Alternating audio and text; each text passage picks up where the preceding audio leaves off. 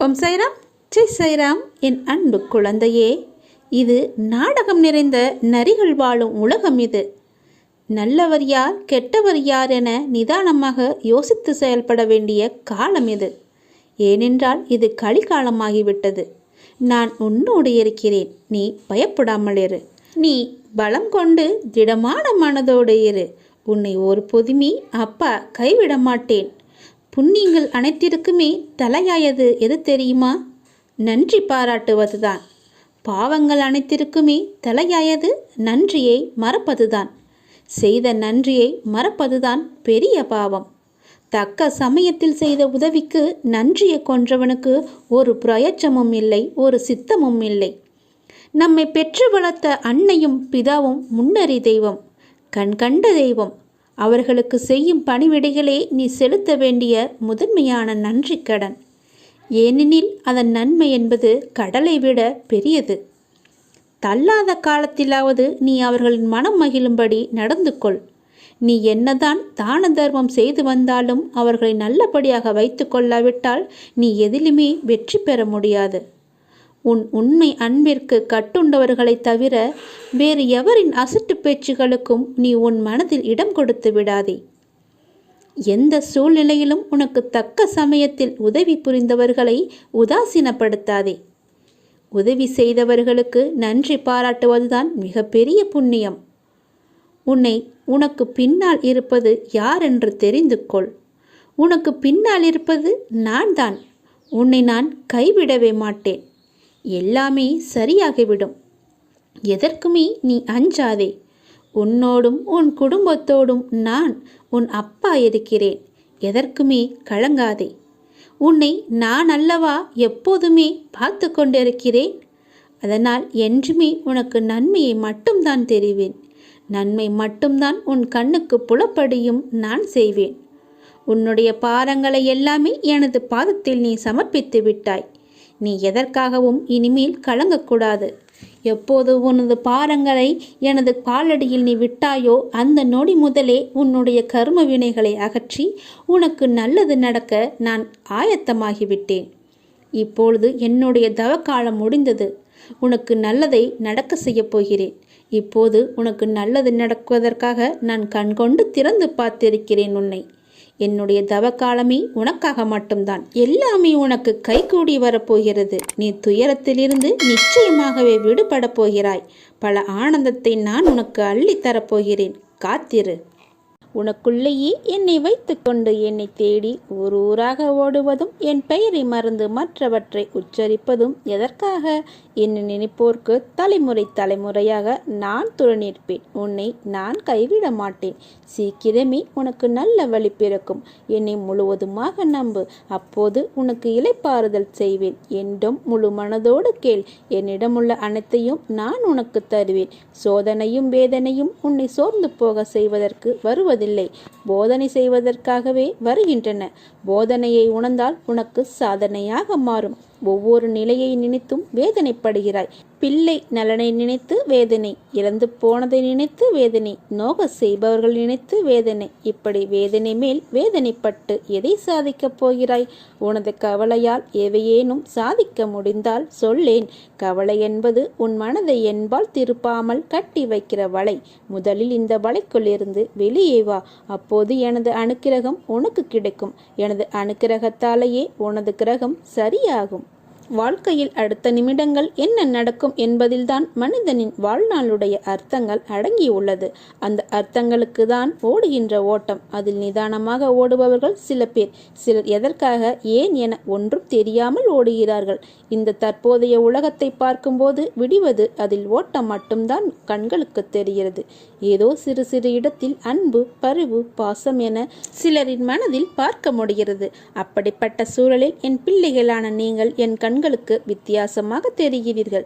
நேர்மறை உலகில் நேர்மறையான சூழ்நிலையில் மனிதர்களிடத்தில் வாழ்வது சுலபம். நேர்மறை உலகம்தான். ஆனால் சில மோசமான எதிர்மறையான குணங்களை நீ கடந்து வருகிறாய். இது வெள்ளத்தில் தத்தளித்தவனுக்கு அவன் மூழ்கும் நேரத்தில் அவனுக்கு கிடைத்த கைப்பிடி என்பது அவன் உயிர் காக்கும் கருவியாகும். அந்த கைப்பிடி கருவிதான் தெய்வம். அந்த நேரத்தில் அதுதான் உன் இப்போதைய வாழ்க்கையை உனக்கு தந்தது. நீ எதற்கும் பதைக்காதே. என் கை எப்போதும் உன்னை காக்கும். விரைவில் மேலோங்கி உன்னை பார்த்து நகைத்தவர்களுக்கு முன்னிலையில் நிமிர்ந்து பார்க்க உன்னை செய்வேன். ஆனால் நீ எதற்கும் பயப்படாதே, கலங்காதே. உன்னில் நிச்சயம் வெற்றி என்ற தீபத்தை நான் ஏற்றுவேன். உன்னில் பார்க்கும் அனைத்துமாய் அகிலத்தின் ரூபமாய் நான் இருப்பேன். நீ மனக்கவலையில் இருக்கிறாயா? உன் கண் முன் கஷ்டப்படுபவர்களுக்கு அவர்கள் கேட்காமலேயே உன்னால் முடிந்தால் உதவி செய். கரம் நீட்டு. பிறகு பார், உன் மனக்கவலை சோர்வு அனைத்தும் பறந்தோடி புத்துணர்வு கிடைக்கும். எந்த சூழ்நிலை வந்தாலும் எதிர்கொள்ளும் வல்லமை பிறக்கும். சாயப்பா, நான் இருக்கும்போது உனக்கு எதற்கு கவலை? உன் பிரார்த்தனைக்கு பதிலளிக்க தொடங்கிவிட்டேன். உனக்கு வந்த தடைகள் எல்லாம் அகற்றிவிட்டேன். இனி எல்லாம் ஜெயமே. நீ நன்றாக இருப்பாய். நல்ல எதிர்காலம் பெற்று வாழ்வாய். என் பரிபூர்ண ஆசி எப்போதும் உண்டு. உன் எண்ணங்கள் வண்ணங்களாகும். வாழ்க்கை வளமாகும். நினைத்த இலக்கை நோக்கி நிற்காமல் நகர்ந்து செல். இலக்கும் வசமாகும். நான் இருக்கிறேன் உன்னோடு என்பதை மறந்து விடாதே. நீ அனுபவித்து வரும் துயரங்களிலிருந்து, கடினமான சூழ்நிலைகளிலிருந்தும் விடுபட துடிக்கிறாய். மாற்றங்கள் நடக்கப் போகிறது. கலங்காதே. என்னால் ஆசீர்வதிக்கப்பட்ட குழந்தை நீ. என் கண்ணின் மணியே, உன்னுடைய முக்காலமும் என்னால் நிர்ணயிக்கப்பட்டவை. கண்ணே, நலமும் வளமும் குன்றாமல் நிறைவான வாழ்க்கையை கொடுத்து உன்னை நான் வாழ வைப்பேன். எந்த ஜென்மத்தில் என்ன புண்ணியம் செய்தாயோ நான் உனக்கு குருவாக வந்திருக்கிறேன். நீ செய்த பாவங்களை போக்க நான் உனது குருவாகவும் நீ எனது பக்தனாகவும் இருக்கின்றாய். உன் கடமையை செய். உனக்கு தேவையானது கிடைக்க வேண்டிய நேரத்தில் நிச்சயம் கிடைக்கும். இந்த சாயின் ஆசியோடு அனைத்தும் இனிதே நடைபெறும். சில காலமாக நீ நீயாக இல்லை. மனதில் கவலைகள் உன்னை பாடாய்ப்படுத்துகிறது. நீ என்னிடம் வைத்த கோரிக்கைகளை முடித்து கொடுப்பேன். வருத்தத்துடன் இருக்காதே. உன்னுடைய வாழ்க்கை முடிந்து போகவில்லை. நீ போக வேண்டிய தூரம் அதிகம். உன் வாழ்வில் புதிதான ஆரம்பத்தை நான் தருவேன். அதை நீ இன்று காண்பாய். தீராத பிரச்சனை என்று எதுவும் இல்லை. துணிந்து செயல்படு. துணைக்கு நான் இருக்கிறேன். அன்பிற்காக ஏங்கி தவிக்கும் ஒரு இதயத்தை எந்த நிலையிலும் அலட்சியப்படுத்தாதே. ஏனெனில் அதனை விட இவ்வுலகில் பெரிய பாவம் எதுவும் இல்லை. சந்தேகம் வேண்டாம். சத்தியமாய் சொல்கின்றேன். பாபாவின் பாதத்தில் சரணந்தோரை சங்கடமின்றி வாழ வைப்பேன். என்னுடைய நாமத்தை இடைவிடாது ஜபிக்கும் என் பக்தனை நான் இந்த சம்சார கடலின் அக்கறை சேர்ப்பேன். சத்குருவின் பாதங்களை இதயத்தில் தரித்து கொண்டால் பிறவி கடலை பத்திரமாக கடக்கலாம். சாயிடம் அன்பு செய்வோம். சாயுடன் சேர்ந்து வாழ்வோம். உன் பிரச்சனை என்னவாக இருந்தாலும் சரி, எவ்வளவு பெரியதாக இருந்தாலும் சரி, அவற்றை முற்றிலுமாக நான் தீர்த்து வைப்பேன். உன்னோடு நிற்பது உன் சாய் தேவா. திடீரென்று ஒரு திருப்பம் வரும். அதுவரை பொறுமனமே. எல்லாவற்றிற்கும் ஒரு நேரம் காலம் தேவை. அதுவரை சற்று பொறுமையோடும் நம்பிக்கையோடும் இரு. ஒவ்வொரு நட்சத்திற்கும் உரிய மரத்தை நட்டால் பாவம் போய் பலம் உண்டாகும். விருட்ச சாத்திரம் கூறும் பரிகார முறைகள்.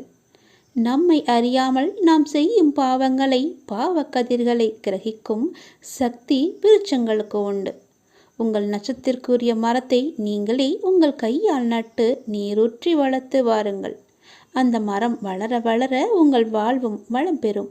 உங்கள் பாவக்கதிர்களை கிரகித்து உங்களுடைய அற்புதமான ஒரு ஆன்ம தொடர்பை இந்த மரங்கள் செய்யும்.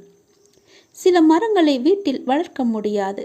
உங்கள் கண்படும் இடங்களில், உங்கள் தோட்டத்திலோ, சாலை ஓரங்களிலோ, இல்லை ஆன்மீக ஸ்தலங்களிலோ, ஒரு கோயில் சார்ந்த வனப்பகுதியில், தென்மேற்கு பகுதியில் சூரிய கதிர்கள் படும் இடத்தில் நட வேண்டும். அந்த மரக்கன்றையும் அவரது பிறந்த நட்சத்திரம் உதயமாகும் நாளில் நடுவது மிக மிக மிக நன்று. மரக்கன்றை நட்டதும் அவரது கையால் நவதானியங்களை ஊற வைத்த நீரை அச்செடிக்கு விட்டு ஊறிய நவதானியங்களையும் அந்த மரக்கன்றுக்கு உரமாக போட வேண்டும். இப்படி செய்ய அம்மரக்கன்று வளர வளர அதை நட்சத்திற்குரியவரின் வாழ்க்கை மலரும். அந்த மரக்கன்றை நட்டவரின் பிறந்த ஜாதகத்தில் இருக்கும் அனைத்து தோஷங்களையும் அந்த மரக்கன்று ஈர்த்துவிடும்.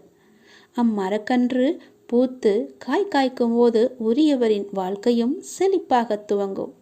அவரது கர்ம வினைகள் நீங்கி இருக்கும். கர்ம வினைகளை வெற்றி கொள்ள விருட்ச சாத்திரம் இப்படி ஒரு நமக்கு வழிகாட்டுகிறது. இப்போதே உங்களது பிறந்த நட்சத்திற்குரிய விருட்சம் எனப்படும் மரம் எதுவென்று கண்டுபிடித்து அதன் வழியில் நீங்கள் சென்று மரத்தை நட்டு விடுங்கள். உங்களுடைய விருட்சமாக இருக்கும். உங்களுடைய வாழ்க்கை வண்ணமயமாக இருக்கும். உங்களுடைய வாழ்க்கை, உங்களுடைய குளங்கள் எல்லாமே வாழையடி வாழையாக எந்த குறையும் இல்லாமல் செழிப்பாக வளரும். உங்கள் பிறந்த நட்சத்திரம், உங்களுடைய பெயர், உங்களுடைய ராசி எல்லாவற்றையும் அறிந்து அதற்கேற்ற மரம் என்னவோ அந்த மரத்தை நட்டுவிடுங்கள். நீங்களும் உங்கள் குடும்பமும் எந்த குறையும் இல்லாமல் சந்தோஷமாக இருப்பீர்கள். ஒவ்வொரு நட்சத்திரத்திற்கும் என்று தனியாக ஒரு மரம் இருக்கும். உங்களுடைய பாவம் எல்லாமே போய்விடும். உங்களுக்கு நல்ல வளம் உண்டாகும். விருட்சம் போல நீங்கள் வாழையடி வாழையாக வளர்ந்து நிற்பீர்கள். எளிய பரிகாரம்தான், எல்லோராலும் செய்ய முடியும், எளிதாக செய்ய முடியும். உங்களுடைய பிறந்த நாள் அன்று, உங்களுடைய நட்சத்திரத்திலன்று எந்த மரத்தை வாங்கி நட்டால் நன்றாக இருக்கும் என்று கேட்டு தெரிந்து கொண்டு நட்டுவிடுங்கள். உங்களுடைய பாவங்களை இந்த ஜென்மத்திலேயே போக்கிவிடுங்கள். வெற்றி பெற்ற மனிதனாக வாழ்வதை விட உபயோகமுள்ள மனிதனாக வாழ முயற்சி செய்யுங்கள். கஷ்டப்பட்டு முன்னுக்கு வருவது தவறில்லை. மற்றவரை கஷ்டப்படுத்தி முன்னுக்கு வருவதுதான் மிகப்பெரிய தவறாகும், மிகப்பெரிய பாவமாகும். பணத்தை சேமித்து பின்னாளில் செலவு செய்யலாம், ஆனால் ஒருபோதும் வாழ்க்கையை சேமித்து வாழ முடியாது என்பதை நினைவில் கொள்ளுங்கள். காத்திருந்து பாருங்கள், நீங்கள் ஆசைப்பட்டது கிடைக்கும். கஷ்டப்பட்டு பாருங்கள், நீங்கள் நினைத்தது நடக்கும். பழகுபவர்கள் தந்துவிட்டு போகும் பரிசு கஷ்டமான வழியாக இருக்கலாம். அதுவே உங்கள் வாழ்வில் அடுத்த நிலைக்கு செல்ல வழியாகவும் இருக்கலாம். வருந்தாதீர்கள். எல்லோருடைய இதயங்களும் ஒரே அளவில் தான் இருக்கின்றது. ஆனால் எல்லோர் இதயங்களிலும் கருணையும் மனித நேயமும் தான் ஒரே அளவில் இருப்பதில்லை. நம்மை தவறாக நினைத்து விட்டார்களே என்று புலம்பாமல், நம்மை இவ்வளவாக புரிந்து வைத்திருக்கிறார்களே என்று எண்ணிக்கொள்ளுங்கள். அவற்றிடமிருந்து நீங்கள் விலகி விடுவதுதான் சிறப்பான முடிவு. நாம் தொலைந்தால் தேடும் அளவிற்கு இல்லாவிட்டாலும் நம்முடைய அன்பை புரிந்து அவர்கள் ஓடி வர வேண்டும் அளவிற்கு நாம் செய்ய வேண்டும். ஒருவருடைய இறப்பிற்கு பின்பு அவனா போகட்டும், போய் தொலையட்டும் என்று சொல்லக்கூடாது. அவரா மிகவும் நல்ல மனிதர், அவர் போயிருக்கவே கூடாது என்று சொல்ல வேண்டும். அப்படிப்பட்ட மனிதனாக வாழ்ந்து வெற்றி பெற வேண்டும், வாழ்க்கையில் ஜெயிக்க வேண்டும். அவரை போல ஒருவர் இந்த பூமியில் கிடைப்பது அதிசயம் என்று எல்லோரும் சொல்லும்படி நடந்து கொள்ள வேண்டும். ஒரு எல்லையை கடந்த பின் மனிதன் அனைத்தையும் விட்டுவிடுகிறான். குறை சொல்வது, வேண்டுகோள் வைப்பது, சமாதானம் செய்வது அனைத்தையுமே அவன் இதயம் யார் பேசினாலும் பேசவில்லை என்றாலும் சரி என்ற நிலையை அடைந்துவிடும். ஏனெனில் இந்த உலகம் என்பது மிகவும் பொய்யானது, பொய்யாகவே மாறியிருக்கிறது. காரண காரியங்கள் இருந்தது என்று அவனுக்கு புரிந்து விடுகிறது. சிந்தித்து செயல்படுங்கள். இருக்கும் வரை எல்லோருக்குமே நல்லது செய்வோம், நன்மையை மட்டுமே செய்வோம். அந்த சிவபெருமானே நம் வீட்டிற்குள் குடிவர 7 ஜென்மத்து பாவங்கள் தீர 7 வாரம் இந்த மரத்தை சுற்றி வந்தால் போதும். படைத்தல், காத்தல், அழித்தல் தொழிலில் அந்த அழிக்கக்கூடிய வேலையைத்தான் சிவபெருமான் செய்வதாக நாம் எல்லாம் நினைத்து கொண்டிருக்கிறோம். ஆனால் மும்மூர்த்திகளின் வடிவமாக திகழ்பவர் நம் சிவபெருமான். அவர் எதை அழிப்பார் தெரியுமா? நம்மிடம் இருக்கும் ஆணவம், கர்வம், கோபம், தலைகணம், நாம் செய்த பாவம், நோய் நொடி இவைகளை தான் அவர் அழிப்பாரை தவிர நம்மை அழிக்கக்கூடிய வேலையை என்றைக்குமே இந்த சிவபெருமான் பார்த்ததே கிடையாது. வழக்கம் போல நாம் இதையும் தவறாகத்தான் புரிந்து கொண்டிருக்கின்றோம். ஆகவே அழித்தல் தொழிலுக்கு உண்டான கடவுள் சிவபெருமான் என்று இனி சொல்லாதீர்கள். எம் பெருமானின் ஆசீர்வாதத்தை முழுமையாக பெறவும், நம் குடும்பத்தில் இருக்கும் பிரச்சனைகள் தீரவும், 7 ஜென்மத்து பாவத்தை கழிக்கவும், இந்த சிவபெருமானை வீட்டிற்குள் வர வைக்கவும் செய்ய வேண்டிய சிறப்பு வாய்ந்த பரிகாரம்தான் இது. சிவன் ஆசீர்வாதத்தை பெற ஏற்ற வேண்டிய தீபம் தெரியுமா? சிவனுடைய ஆசீர்வாதம் நமக்கு முழுமையாக கிடைக்க இந்த தீபத்தை நீங்கள் ஏற்றி வாருங்கள். சிவனுடைய ஆசீர்வாதத்தை முழுமையாக பெற வேண்டுமென்றால் மாதந்தோறும் வரக்கூடிய பிரதோஷ தினத்தில் சிவன் கோவிலுக்கு சென்று வழிபாடு செய்ய வேண்டும். சிவன் கோவிலில் இருக்கும் வில்வ மரத்தை 7 முறை வலம் வர வேண்டும்.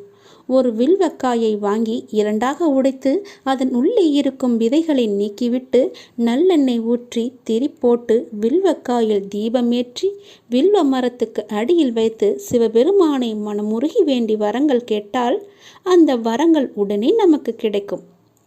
குறிப்பாக திருமணமாகாதவர்கள் 7 வாரம் திங்கட்கிழமை வில்வ மரத்தின் அடியில் வில்வக்காயில் தீபம் போட்டால் 7 வாரம் முடிவதற்குள் உங்களுக்கு ஒரு நல்ல செய்தி வந்து சேரும். 7 முறை வில்வ மரத்தை தினமும் சுற்றி வந்தால் கூட தவறு கிடையாது. வில்வ மரத்தை சுற்ற சுற்ற நீங்கள் செய்த பாவங்கள் எல்லாமே தீரும். 7 ஜென்மத்து பாவத்தை சுமந்து கஷ்டப்படுபவர்களுக்கு கூட சுலபமாகவே மோட்சம் கிட்டும். குறிப்பாக பிரதோஷ தினத்தன்று வில்வ மரத்தை வலம் வந்தால் எந்த நவகிரக தோஷமும் நம்மை தாக்காது. அவ்வளவு பெரிய மகிமை வாய்ந்தது. ஒரு வில்வக்காயை எடுத்து வந்து அதன் மேலே மஞ்சள் பூசி விபூதி பட்டையை போட்டு ஒரு மஞ்சள் துணியில் வைத்து கட்டி பூஜை அறையில் ஏதாவது ஒரு இடத்தில் வைத்து விடுங்கள். உங்கள் வீட்டில் 3 நாட்களுக்குள் நடக்காத நல்லது எல்லாம் கூட நடந்துவிடும். வீட்டை பிடித்த பீடை நீங்கிவிடும். தரித்திரம் நீங்கும். வீட்டில் செல்வ கடாட்சம் ஐஸ்வர்யம் பிறக்கும். எப்போதுமே நோய் நொடியோடு மருந்து மாத்திரை சாப்பிட்டு கொண்டிருப்பவர்களுடைய குடும்பம் கூட ஆரோக்கியமாக இருக்கும். ஆரோக்கியம் பெறும் என்பதும் ஐதீகமான உண்மை. சிவபெருமானின் அருள் ஆசியை முழுமையாக பெற வேண்டுமா? அந்த சிவபெருமான் உங்கள் வீட்டிற்குள் வர வேண்டுமா? தினமும் நெற்றியில் திருநீறு பூசுங்கள். கழுத்தில் ருத்ராஜம் கட்டிக்கொள்ளுங்கள். மனதிற்குள் சிவ சிவ என்று நாமத்தை மட்டும் சொல்லிக்கொண்டே இருங்கள். வில்வ இலையை உங்களால் முடிந்தவரை வாங்கி கொண்டு போய் சிவன் கோவிலுக்கு கொடுங்கள். 7 வாரம் இந்த மரத்தை சுற்றி வந்து நான் சொல்வது போல செய்தால் கண்டிப்பாக சத்தியமாக உங்களுடனே சிவபெருமான் உங்களுக்குள் உங்கள் வீட்டிற்குள் குடிக்கொள்வார். இது நிச்சயம் நடக்கும். இது நம் அப்பாவின் வாக்கு. அவருடைய வாக்கை நாம் மீறக்கூடாது அல்லவா? ஒரு முறை செய்து பாருங்கள். உங்கள் வீட்டில் சுபிட்சம் உண்டாகும். ஐஸ்வர்யங்களும் பெருகும். நல்லதே நடக்கும்.